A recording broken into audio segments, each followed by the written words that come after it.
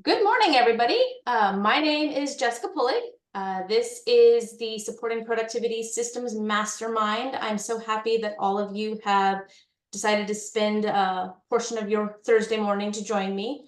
Um, the Mastermind was kind of born because there's a lot of talk about what we can do and discussion about how systems makes that easier, but I found that there was a slight lack in exactly what a system was, where to start, and how to actually do the steps that build the system. So that's hopefully what this continual monthly meetup will tackle. Just because this is the first one and the launch, today's gonna be a slightly different.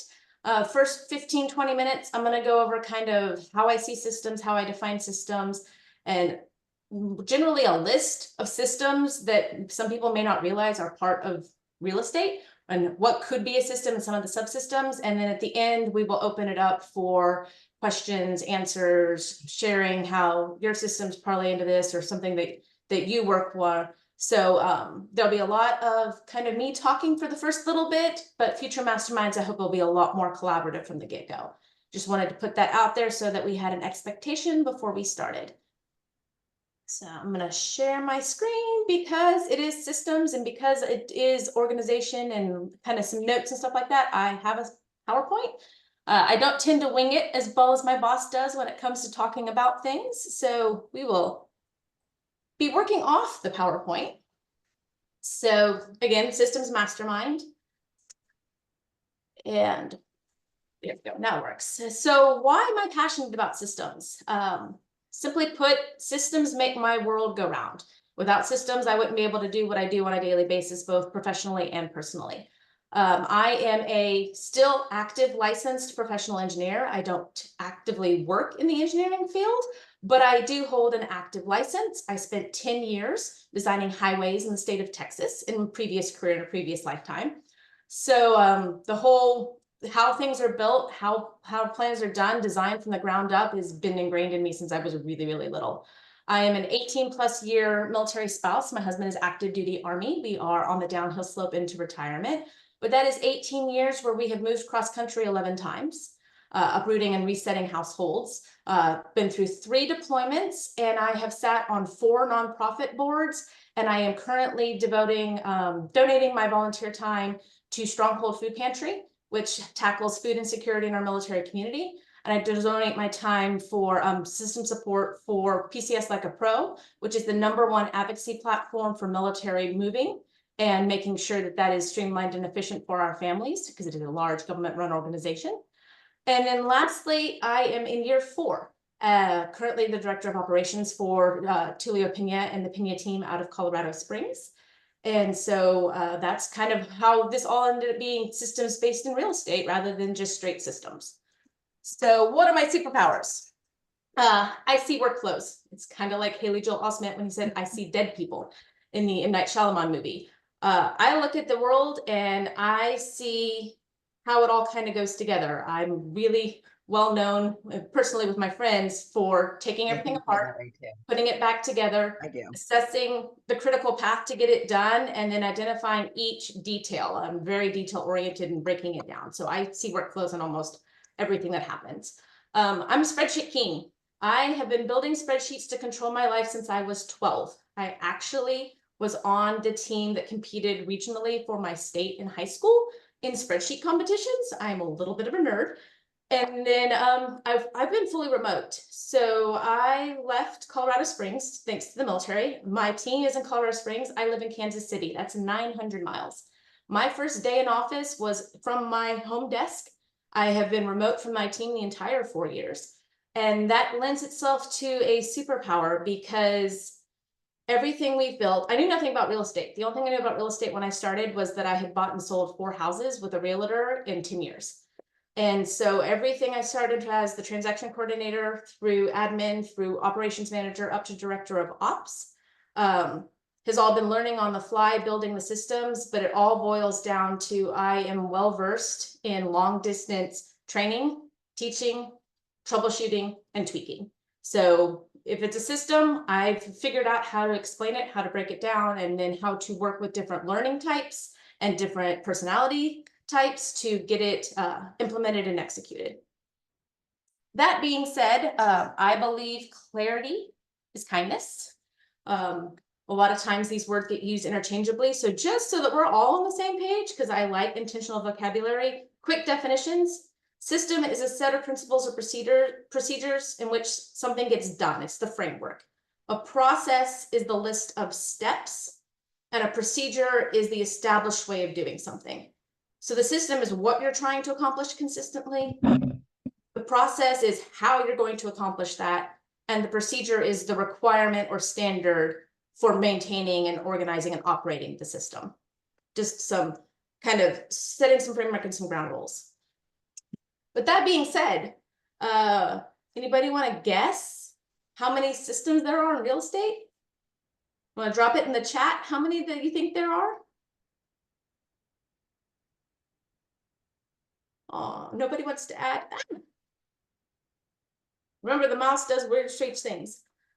Hundreds, unlimited, as many systems you should create. All good answers. Karina is the closest. It's infinite, because there's a system for everything, and everything has a subsystem. So these are just things that we interact with in the real estate that technically you can do a system for. I subscribe to the if-then outcome model. If I need to do this, then these are the steps I have to take, and this is the outcome it produces. If it's kind of like the project, then is all the things you have to do to complete that project, and the outcome is, was that project successful? Did we progress? Or was that project unsuccessful and we need to reset? In this model, the then is the system. So big ideas get broken down into smaller chunks. For the way our team is organized, so a lot of all my experiences in a team setting, all of my systems are built for a team environment. However, not to overlook the solo agents, because a lot of times systems are actually the best for solo agents and a good way to make their lives easier and more efficient. If you have anybody who helps you, if you run things through the brokerage, if you're working with your title company, if you have a preferred lender, if you have a transaction coordinator, they're all part of your team. It is really hard in this day and age in real estate to truly be doing everything solo. You have to work with somebody. So way our team looks at systems, they break down into these basic 8 categories, and I'm gonna kind of chunk through them super quickly so we can get to the whole back and forth question and answer portion. But you've got buyer clients, you have listings, and you have referrals. That's talked about in a lot of spaces, in a lot of areas. I am in admin success principles on Facebook for operational support. I'm in the pivot shift community for real estate support. There's a lot of ways to get information on a lot of person systems in that. What I've listed here, and like I said, you'll get a copy of this slide deck and this list, is smaller subsystems within those to execute those larger projects. Like, how do you execute your buyer presentation, your buyer education? How do you execute your listing presentation or getting a pre-listing to listing status? How do you execute getting referrals or paying out referrals? So those are things that that's kind of level 2. We're going to start with a little bit more basic systems. So we have our lead generation system. Anybody who knows Tulio knows Say No to Crack. That's literally what we call our lead generation system on our team. And so here is a couple of options of how we would break that down, different systems or subsystems within that system. Want to make a spotlight for booking appointments. Software is my jam. I love finding software that makes my life easier. We have just transitioned to booking all of our appointments through Calendly. The software package in that is amazing. I could do a whole class on it, which is most of these spotlight calendars are entire classes I can do. And then the other really big impact to a lead generation system is having a client touch plan. And then how do you execute the client touch plan? And so one of the resources that'll be in the recap email that goes out after this is our annual roadmap of how we get to 200 touches and which ones are automated and which ones are the agents actually physically do personally through calls and in emails and texts, and which ones are handled more on the operational side of the house. And then I want to call attention to anything that is a system to maintain consistency. needs a standard operating procedure. And I know that that is going to be a hurdle for some people, just because it's a lot of words, it's a lot of jargon, it's a lot of stuff. But if you've built the system, writing the SOP, even a basic checklist or a 1-page, is going to be helpful in recreating it, scaling it, training it, and then things like that. So almost all of these will have SOPs that are a really good idea to consider for your systems. Next system is the CRM. I told you guys I was a nerd. There is no perfect CRM, but the best CRM is the one you use. I highly recommend that you have one to rule them all, as in Lord of the Rings. You should have one CRM that you're utilizing. If you happen to have more than one, it is highly, highly effective to designate one as your primary. Getting your contacts organized and structured and regimented and standardized makes the lead gen so much easier, makes knowing where you're at and what you're doing so much easier. And that's easier to do if you only have to do it once in one place. So one to rule them all, pick a CRM and start there. Again, just basic systems as far as like how you add them to the database, how you remove them from the database, whether or not you're using any API software that links your database to other productivity things. My most amazing thing about our database is tags. Tags make the world go round. It allows you to identify your audiences. It allows you to filter and search and niche and know who you're actively trying to pursue and how best to market to them, how best to reach out to them and keep track of your information. And we use tags in 2 ways. We use them as descriptor tags. You aren't paying by the tag. So there's no reason why, if it's working for you, you don't have 200 and such tag options in the database. We do things such as, are they military? Do they have kids? Are they local? Are they out of the area? What kind of, are they looking for land? Are they looking for income properties? Are they an investor? These are all just descriptive tags. And it lets us narrow down if we're inviting to an event or setting up a mastermind or trying to discern our VIPs. Really cool awesomeness with our descriptive tags. We categorize everybody by the year they bought and sold. So you want to know who bought 2 to 3 years ago? We're in a highly military community. There's a lot of turnover in that 2 to 3 year stretch. We can literally query search, filter search in Command. Our CRM of choice is Command. Who bought and sold 2 to 3 years ago? And those are the people we're calling to circle prospect for listings. So that's kind of descriptor tags. The other really awesome way I like to use it is a trigger tag. We run almost all of our lead gen follow-up is an automation via Smart Plan. And we use trigger tags to keep track of which Smart Plan that they are on, but that is a system. We had to design it. The other resource email that will be going out with the slide deck is our appendix of all of our tags. They're color coded, who's responsible for adding them or not adding them and maintaining them, and basically what the tag is there for and how we utilize it. So you'll be getting a copy of that. Next, you got client services, how to make yourself their realtor for life. Again, I'm not going to go through all of these because I really do want to get a chance to mastermind and work with all of you. What my Spotlight software is mailbox power. There's other things such as AM cards and stuff like that, but we automate our birthday cards, our home anniversary cards, our holiday cards, our client event postcard invitations. They all get automated through Mailbox Power. Mailbox Power does have an API connection with Command, so they do talk to each other and work together.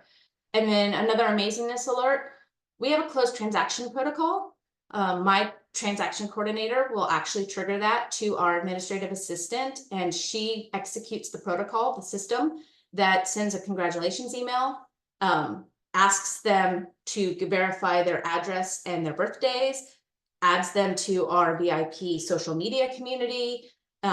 Basically, she drops the settlement statement in so that we can mail it every January. She updates their information in Command so that they're now on the past client side of the database rather than the prospective client side of the database.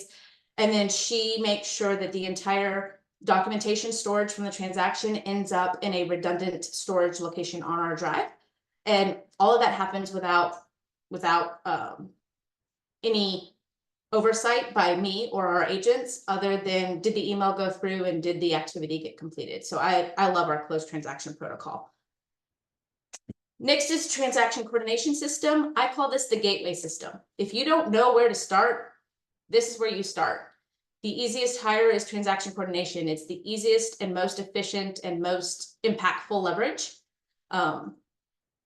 Getting that off your plate gets it out of your day-to-day and lets you focus on your 20% if you are agents. If you are operations support, having a transaction coordinator that is owning that lane allows you to do so much more in relating between your operations and your support staff and your realtors and your agents. The amazingness alert on this one is our under contract registration form. It's a Google form. When our realtors go under contract, they fill this form out. It's 4 sections. The first section identifies the client and the agent that serviced them. The second section identifies transaction information. The third section identifies compensation arrangements and information. And the fourth section identifies the closing information. Title closer, when, where, how. We do a lot of mobile and POA closings. So knowing that at the beginning and not the week before closing helps our system out. My favorite part of it is the minute that form is filled out, it is PDF. All the answers are PDF'd and they are emailed directly to me. So I know it and put it on the tracker. And they're emailed directly to our transaction coordinator so she can open the new file. We used to have a 2 to 3, basically somewhere between 48 and 72 hour backlog between an under contract and title and lending being notified that we are moving forward with our clients. That backlog is now 3 business hours. It's normally next day. The only time that there's any kind of log is if they go under contract on the weekend. It's a phenomenal piece of tool that keeps us ahead of the game and ahead of our clients, so that just case in point, we're not having earnest money turned in before the title even knows whether or not our buyers are coming to turn in earnest money. They don't have a file for it. So that's my absolute favorite piece of that particular system. And then your personnel system. That's you, yourself, your leverage, and any other agents you work with, whether those are team agents or showing assistants or things like that. Spotlight, we use Canva for almost all of our media, marketing, a lot of our digital stuff, even our contact info, our QR codes and things like that are all done through Canva. And then communication systems and standards is huge. None of this works without communication. And currently we use Google Chat. I also recommend Slack, and I think Teams has a, whatever their equivalent to Google Chat is, that I would recommend. You can see it, I can't. You guys' heads are covering up the bottom, but the amazingness alert on this is an internal team system dashboard via Google site. No, when I say team, that doesn't necessarily mean you have a real estate team. Remember, I was talking about the fact that if you work with anybody, you have a team. If you work with support staff or your TCs or anything like that, you technically have a team. If you guys will drop it in the chat, how many of you have, as an agent, either emailed your assistant asking somebody where something was, or your assistant, how many times have you been hit after hours on the weekends with, where is this form? Where is this file? Where is this thing?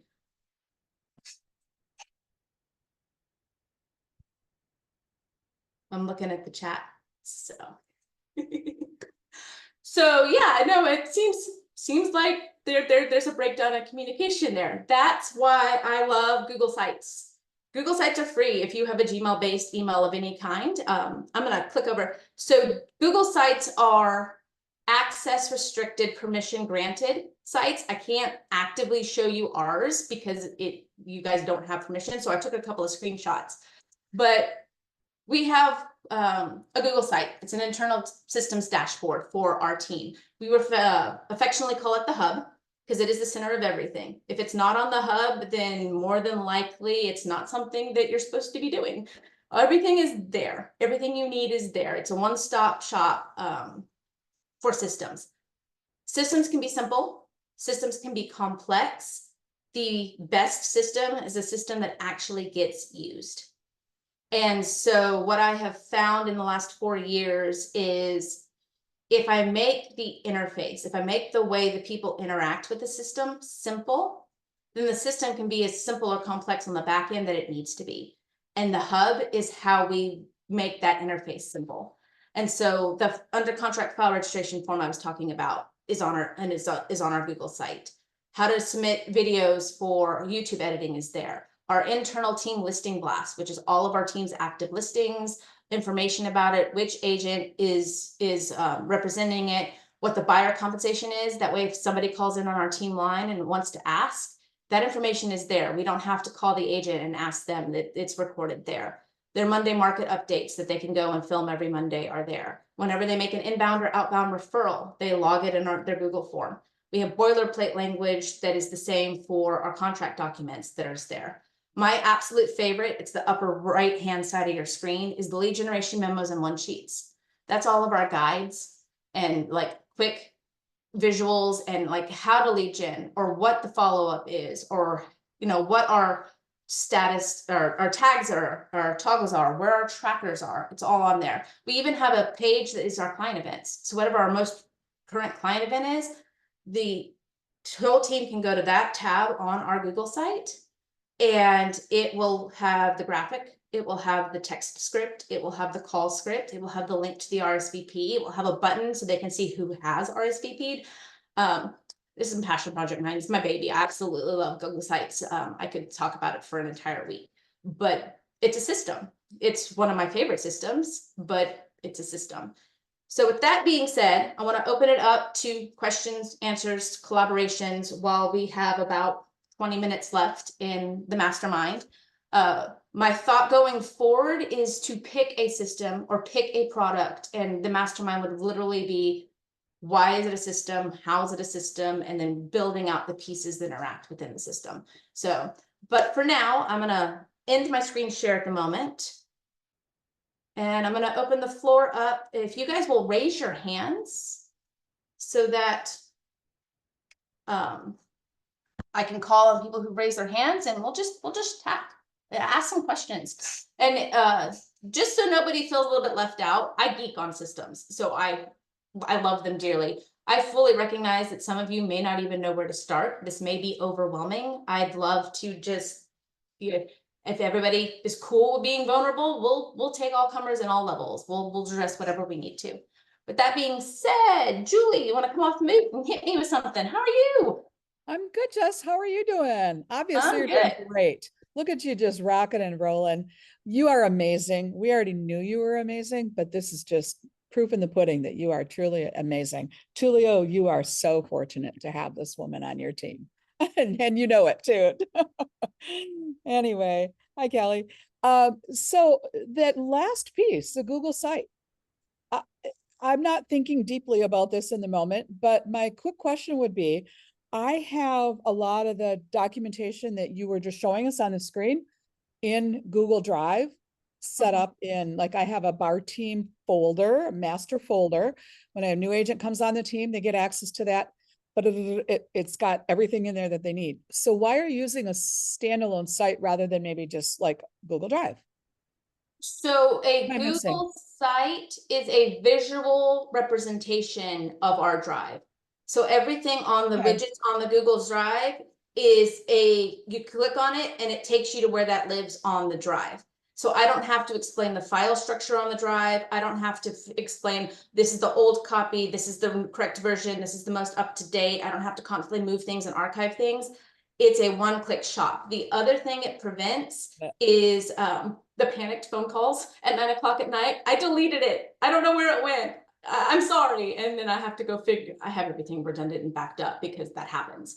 But if they're only accessing it through the Google site, the hub, rather than on the drive, it's easier for them. And it also limits when they no longer call me and say, hey, I need this form and I don't know where it is on the drive. And I have to tell them what folder, what subfolder. I'm like, remember, that's this tab on the hub. And then they are self-serving themselves to go and find it.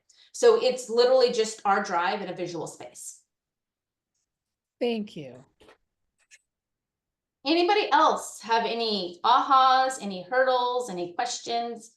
Anybody have a system they want to tell me about? I am always open to new systems. I've already picked a new one up for this week that we're going to be putting in place next month.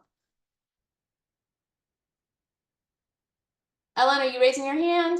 Yep, come off mute. Hit me with what you got. So if you are relatively new to the ops system and trying to create, and you had to choose for focus, what would those be? So you broke up a little bit there, but I think what the question was is there's a whole bunch of systems. I'm brand new. What's the first thing I should do or what I should priority focus on? My recommendation is how are you handling your contract to close transaction coordination? Because as an agent, you shouldn't be doing that. So what does that system look like? Who's interacting with it? How many hands are in the pot? How streamlined is it? So I would start there. That does is that gives everybody a lane. It very much time blocks how things get handled. You take the inefficiency out, which is the most impactful to the client perspective of how you operate.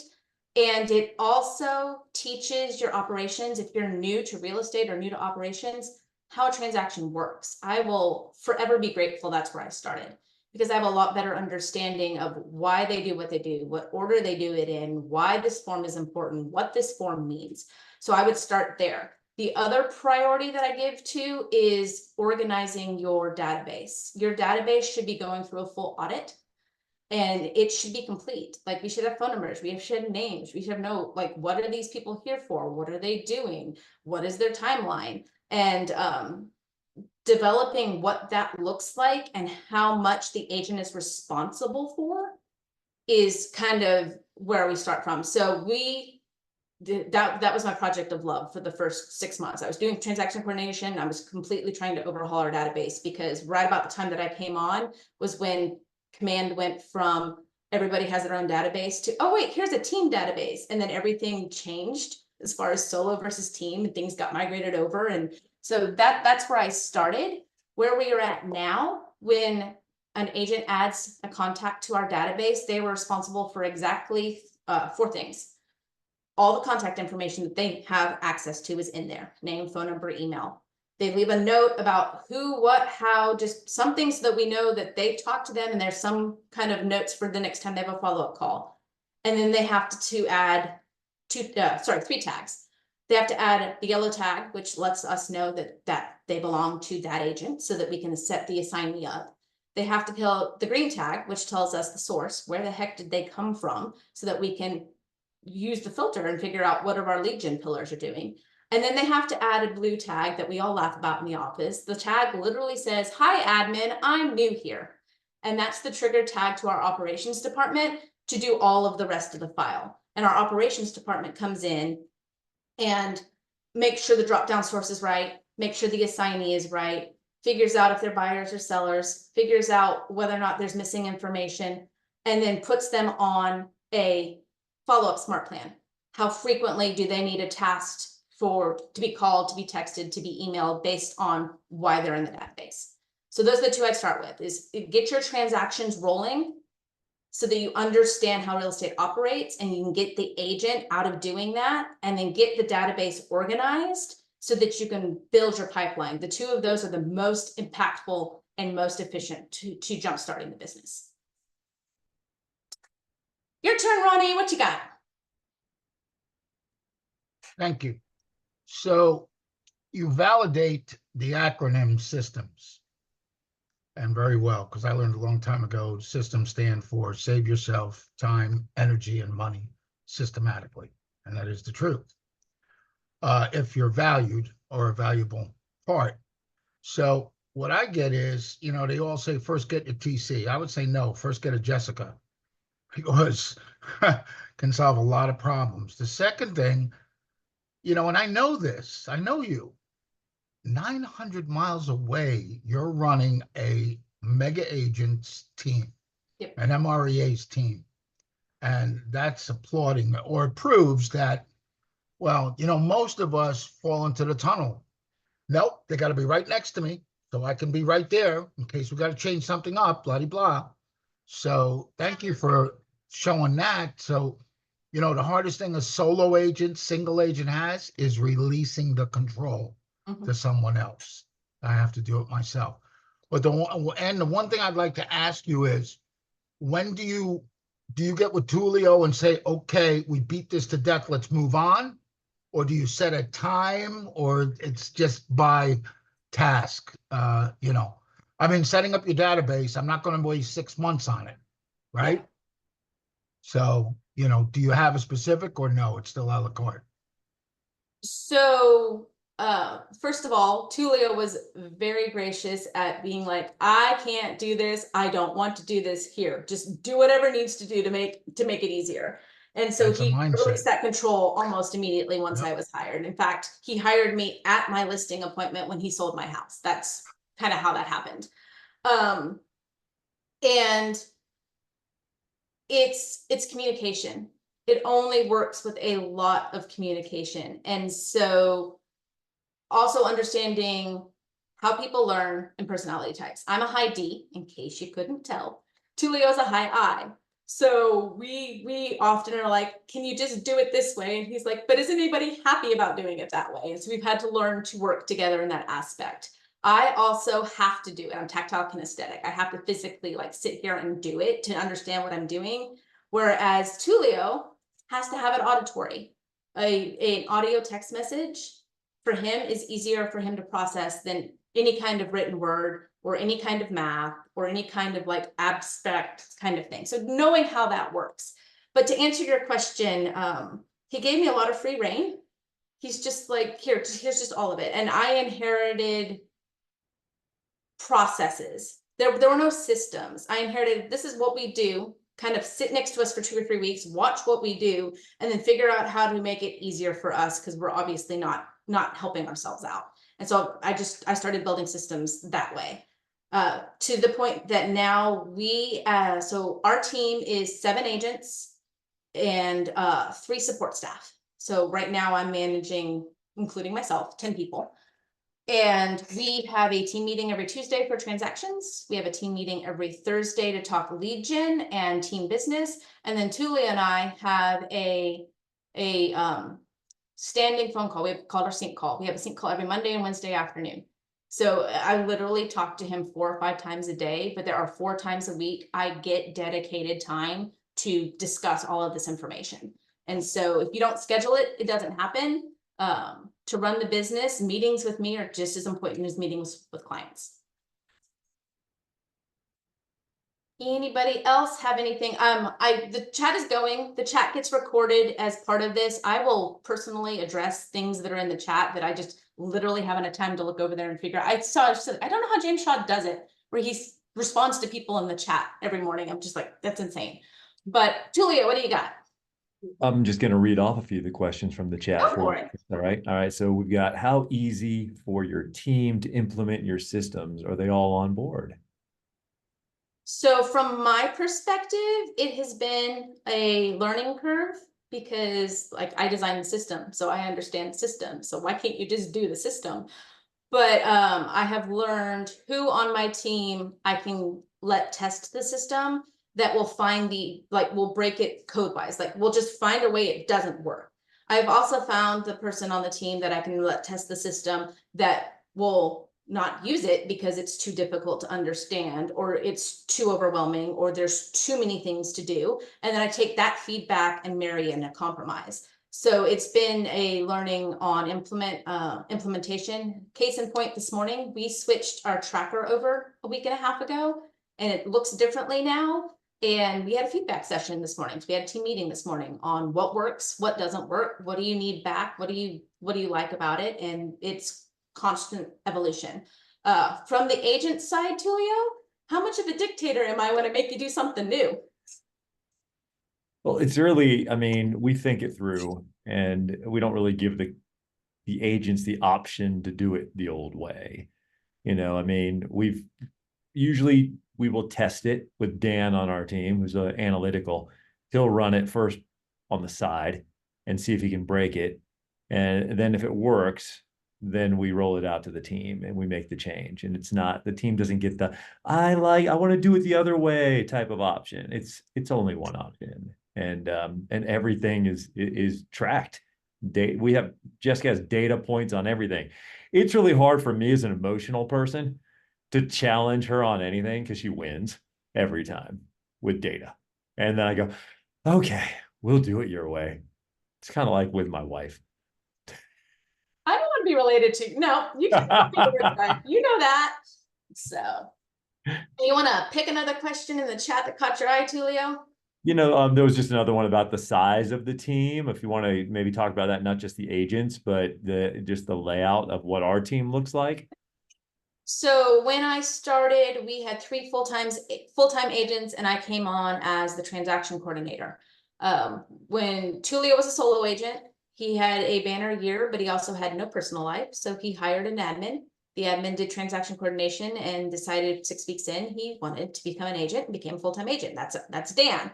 And so then they hired another person to be the transaction coordinator, and they decided to become an agent, and they became a full-time agent. And then there's like, now there's no transaction coordinator, and bam, they hired me. So I've been here for most of the growth and most of the ride. And we've only recently, in the last 18 months, Tulio, have doubled the amount of agents. We went from 4 to we were up at 10 at one point. We're now back down to 7. And then we got my an assistant in the form of a cyberbacker. She's a part-time 20-hour-a-week cyberbacker about a year ago. And then we made the decision to hire a part-time administrator. Basically, she's our team admin. She's local, which was one of the big factors in hiring her. She is our client event coordinator. So she does a lot of boots on ground to get our client events out, things that I can't do being remote. And then she the last frontier for us is our listing system.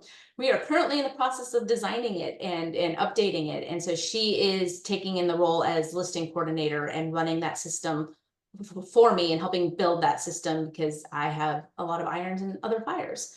So it's been in a progression, but we have basically doubled in size in the last 4 years. And it's been through automating and systems and taking things off the agent's plates so they can do more business, and then making them efficient on my end so that I can go do another system. Okay, and then Michelle P asked, solo agent here with an outsourced TC. Outside of database, what would be the next system you'd put into place? So you've got a TC working, you've got your database rocking and rolling. So then it's whatever system is going to provide the most support to your lead generation. So what is your primary lead generation pillar?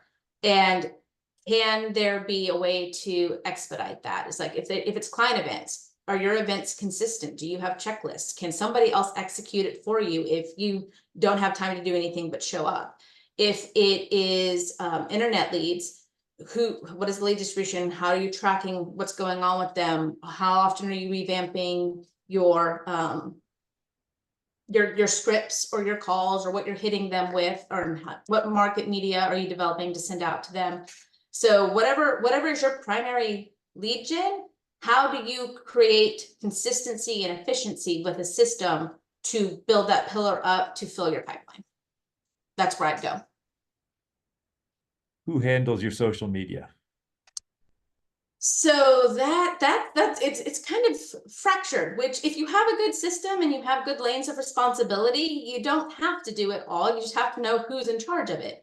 So our cyberbacker does a lot of our graphic design.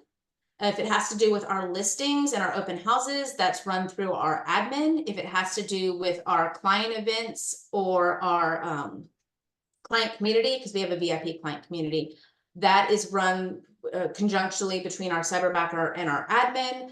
Tulio has, good Lord, I think we're at 3 YouTube channels now and an interview series. So all of that is edited and half posted by a outsourced third-party company that handles our editing and posting. Actually, they handle his YouTube channel, his TikTok, his Instagram, and his team Facebook page. And then they edit and I handle posting for our 2 interview series that has to deal more with agent-to-agent relationships. So it's a complete operations team effort, but we have basically figured out who's the best for that, who can manage that amount of workload, and we've given them that responsibility lane. Okay, this is from Reagan. I'm curious as to what system you use to track market data. Do you have specific spreadsheets that you designed? I do. It's a spreadsheet. We have 3 years of market data from every single Monday. So I have 168 Mondays worth of data, and we track literally actives, under contracts, pendings for both single family homes and townhome condos, because that is a large portion of our market here, as well as, you know, expirations, back on markets, supply. But it's a gigantic spreadsheet. My admin accesses the information, puts it into the spreadsheet, and then my cyberbacker takes it and pulls it into a branded background, and each background is presented before the end of the start of our lead gen period on Monday mornings, and each agent is expected to either record Monday market update to their social media or to take the information they're given and post it in text form on either their social media or their email it out to their clients. But yeah, it's a well-oiled system, and we have every Monday's data. Ronnie. So Jessica, and I don't know if you do this, but do you do the accounting side? Yes, I do. So Okay. when I went from admin to operations manager, Tulio was just like, well, and it was born out of the fact that I'm like, I need help. We need more people. And it was like, well, I don't know how that's going to affect the bottom line. And so he gave me free rein to figure out what the budget was and see if it was going to affect the bottom line, or what the threshold had to be so that it did not affect the bottom line. And that has evolved into the three things that I control in the financial spectrum. I spearhead the P&L audits. We don't consistently do them monthly, but we do them quarterly. So I make sure the P&Ls are all done. So that when we get to the end of the year, it is super easy to file taxes. We do work with both a CPA and a bookkeeper. So I do a P&L audit every month, if not every quarter, if not every month. I design a budget every year that Tulio and I discuss and approve, which kind of helps me run the operational space and the team space. And then part of that P&L audit is making sure we stay on budget. And then the other thing of that is, because we are a team, each of our agents have a slightly different split setup with their memberships. So I run all disbursement authorizations to make sure the splits are consistent, that they're accurate, that people are getting paid. And then the other agents run their own, but for Tulio, I work with the bookkeeper and make sure that his commissions are where they're supposed to be when they're supposed to be. Okay, so two-part. This might be more for Tulio. Tulio, you've been to enough business planning clinics with Gene Rivers. Gene Rivers teaches that you take a portion of your closings and put it monthly to afford Jessica. I'm assuming that Jessica is salary plus bonus. Do you start with that and then let Jessica take over? So when you want to bring on another part of the team, you base it on budgeting from each part of your units to have the money to actually afford them. It is very similar to that, Ronnie, not exactly like that, but you're on the right lines there. And it often comes based on, you know, as we are approaching a need, that's when we have a discussion where we are seeing that we are getting weak in this area. There's too much demand in this area. Who do we need to add? Does it need to be, can it be outsourced? If it can be outsourced, we go to you guys. We go to our friends in the pit. Who's used this? Who do you got for this? And then usually Jessica does the deep dive of research into it. She and I often together, she might do the preliminary interview, then she brings in me in for the secondary interview. And then if it fits the budget, I say, do it. Great. Nice. Working together, communication. That's the key.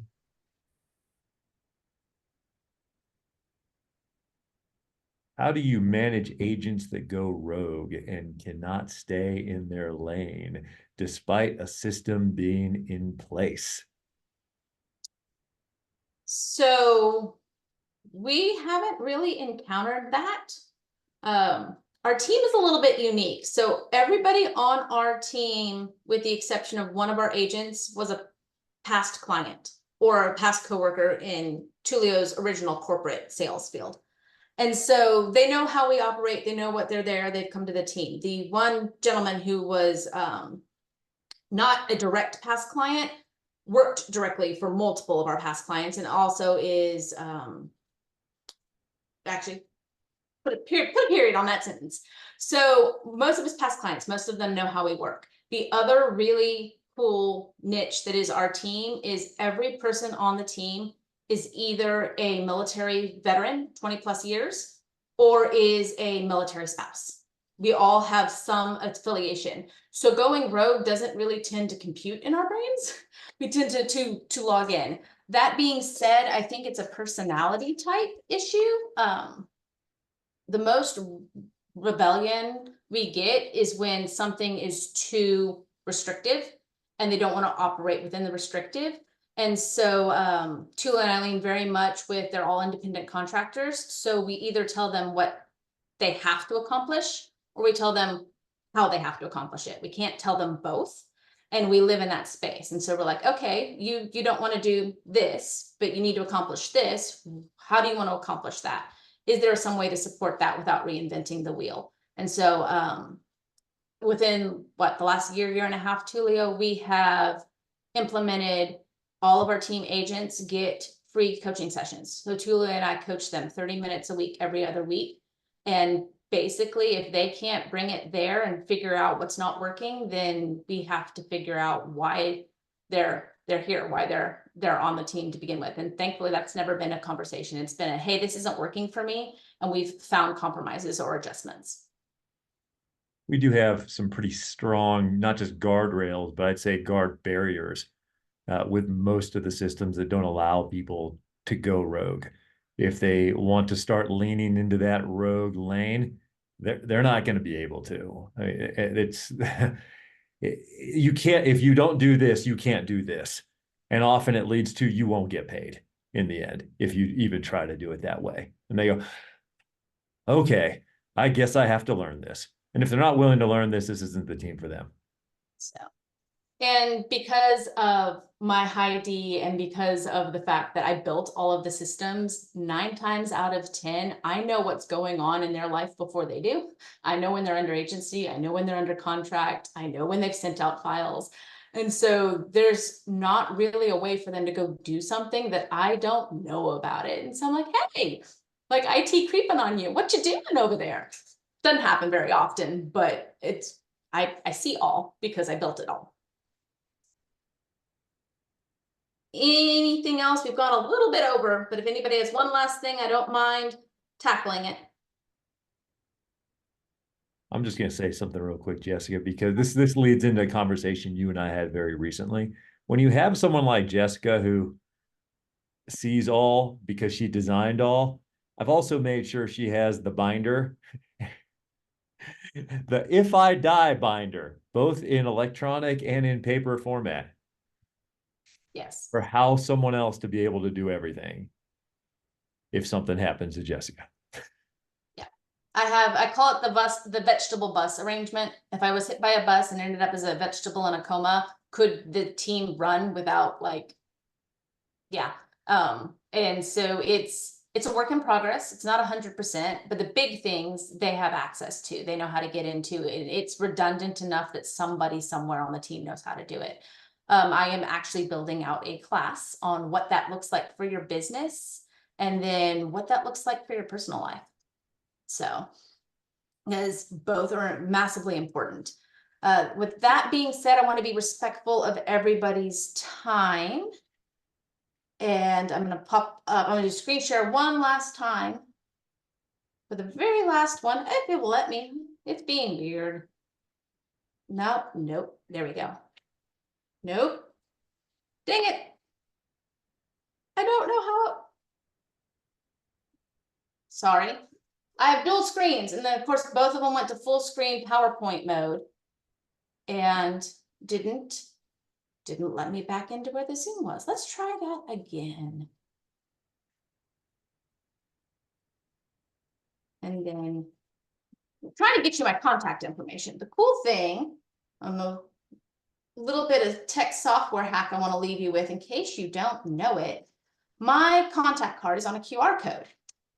But rather than make all of you grab out your phones and it's not working. Of course, it was going so well at the very end. So quick hack, because I can't pull it up. whenever you have a QR code to scan to get a resource, you know how you scan it and it takes you to the website, and if you navigate someplace else, you've lost the website, and oh my gosh, what am I gonna do with it, and where did it go, and everything like that. Cool little hack. Take a picture of it. Go to your camera roll, click on the QR code and hold down, and from the picture, it will activate the QR code and take you to the website. So that way you have it in your camera roll, you know what it's for, you know where it came from, and you can go back to it at any point in time. I was going to give you my QR code to take a picture of, but technology is against me at the moment. But use that hack. I find it very helpful at conferences because I get like a dozen QR codes a day in breakout sessions. And I'm like, well, what was it? And where was it? And if it's just the code, what the heck does this go to? So take it and use it. I appreciate everybody being here. The goal is for this to be once a month. I'm trying to narrow down the date in September.